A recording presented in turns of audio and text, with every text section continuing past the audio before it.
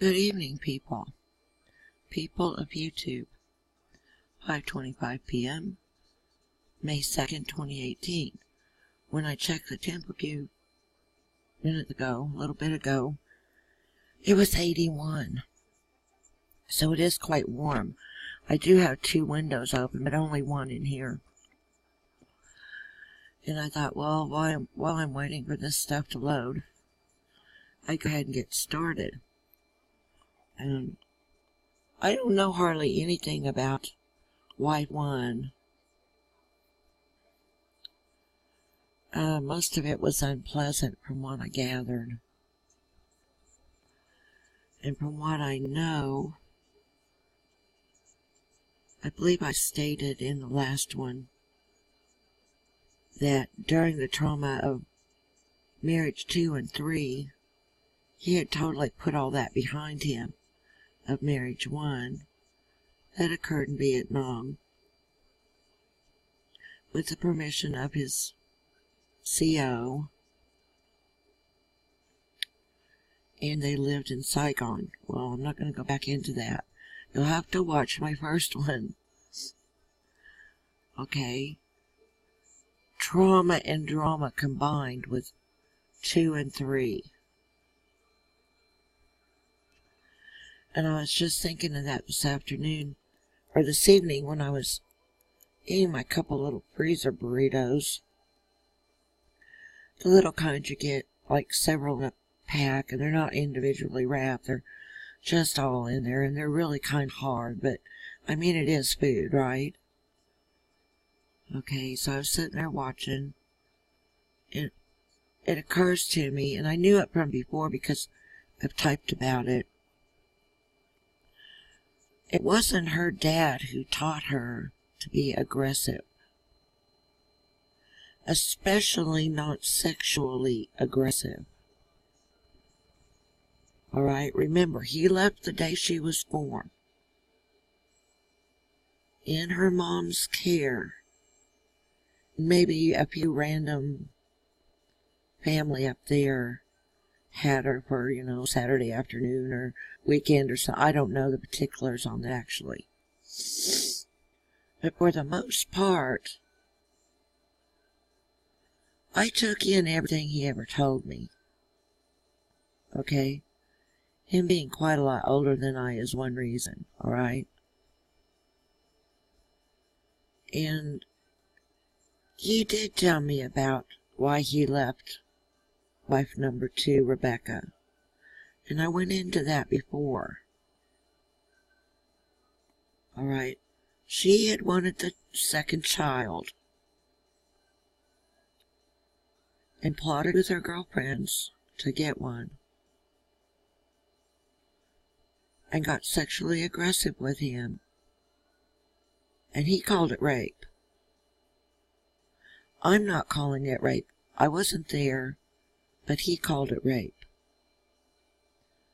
So when this other sexual aggression through the files I got from State 97 indicated to me that she was sexually aggressive, it didn't mesh at that very moment. It just meshed in here a few minutes ago when I was watching Investigation Discovery. All that time later. And then I began playing these little things through my mind. Like her mom's second. Ouch. I hate it when my heel kicks my office chair. Ow, that hurts. That marriage that didn't last, but it was either 3 weeks or 3 months. I had her say on the outside it was 3 months. And it was over. Alright? Now, she's not got the worst track record with men that I've ever heard of, but it's bad enough. Alright? The key is, ladies, don't get a bad track record with men. Get one, stick with them. Thick and thin. Tears or happy times, that letter that came from her mother, her mother's own hands, typed it, sent it to the prosecutor, sent it to the social worker. Now, John should have gotten a copy, but it wasn't in the stuff he ever sent me home or went to go visit. I don't know if they let me do that or not. I really don't remember. Probably mailed it because I put money on his commissary. That's just how I am. Okay? I think in his life's trials and tribulations, he's been more than made uncomfortable.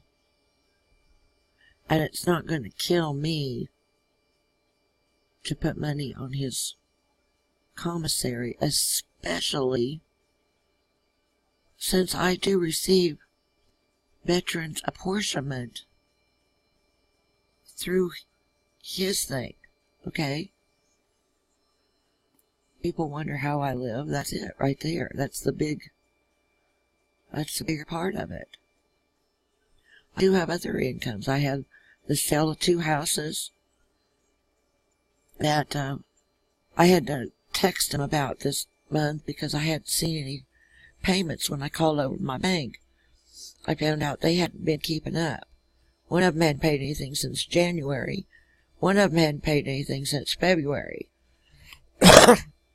So, and I had put that well in at that one, and that was over $5,000.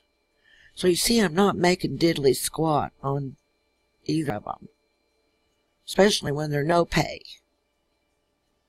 All right, the sexual aggression was revealed to me via that letter that the mother typed, and I've shown that portion of it where it clearly shows the sexual aggression. Okay?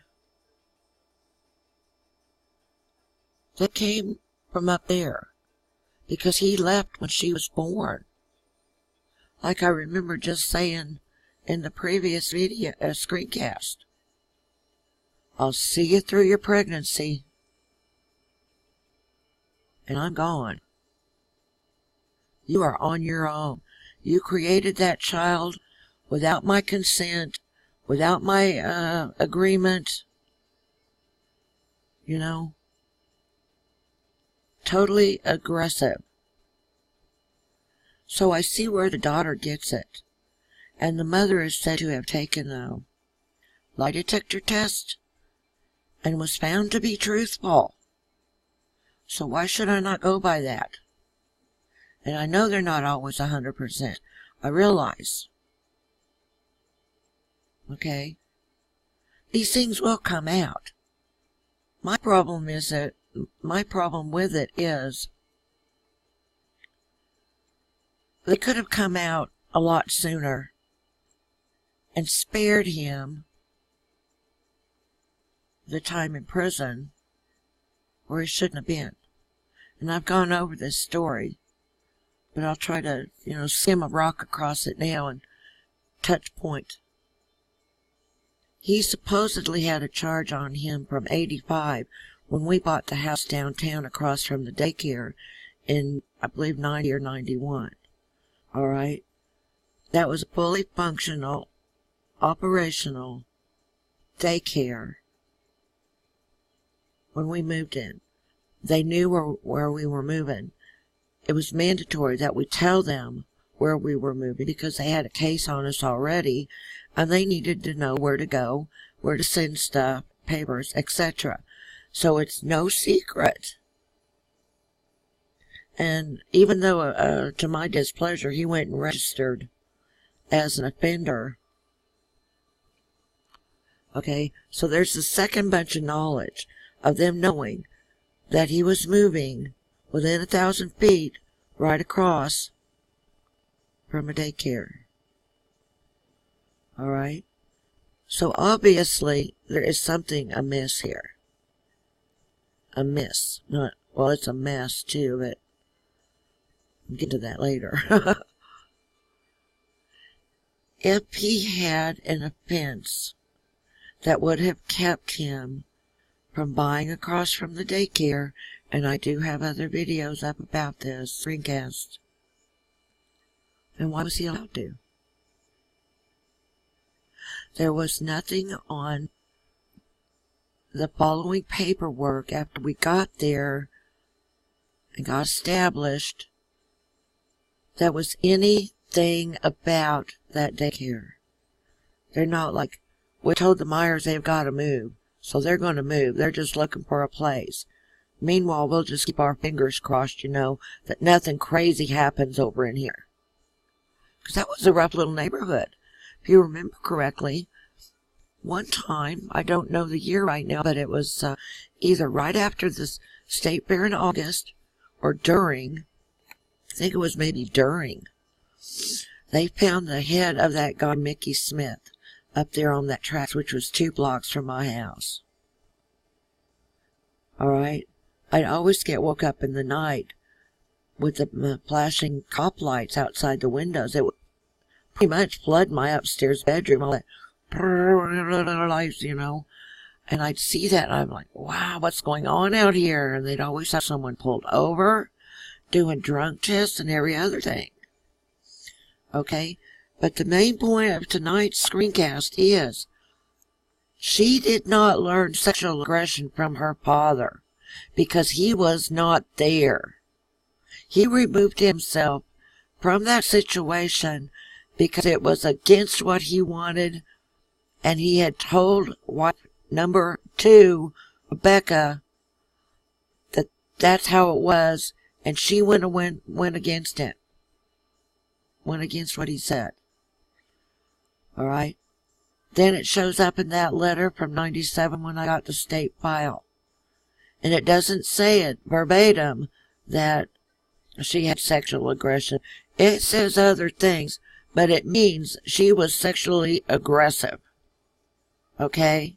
So that's 2 in that family that I know of for a fact that possessed sexual aggression. Okay? And she does have aunts, but I don't have any paperwork on them. I don't have anything to look up about them.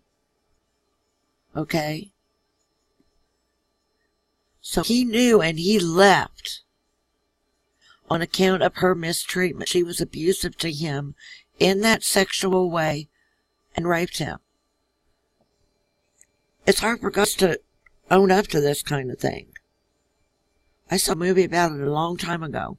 It's trickling out now, though. It's a lot more trickling than, say, in the mid-70s, when it was very, very taboo. Guys just, ooh, you got raped, you're not going to talk about this at all. And put the lid on it. Well, I'm pretty sure that's what happened to him until he met me. And we married in 85. After meeting September, or in May of 85, and married to September. So it's some classic May to September romance right there, but that's not even the point. The point is that sexual aggression didn't belong to him then, and it doesn't belong to him now. It belongs to her mother and her. Okay? And so far that hasn't been corrected, and it certainly hasn't been punished. Do you see? Meanwhile, he went from having his 100% PTSD from military service, combat-related service, to having POW syndrome. So it's like these women up there, yes, both of them, they just start in on a guy and start chipping away like at a time, tearing him down, chip, chip here, chip, chip there, until there'd be nothing left. And that may have been a part of why that helped him to decide to leave up there in the first place. And I believe it was 79, was because he knew she was going to keep tearing him down bit by bit, and he was never going to be good enough in her eyes at all, except for the breadwinner. And that's it. Thanks for listening.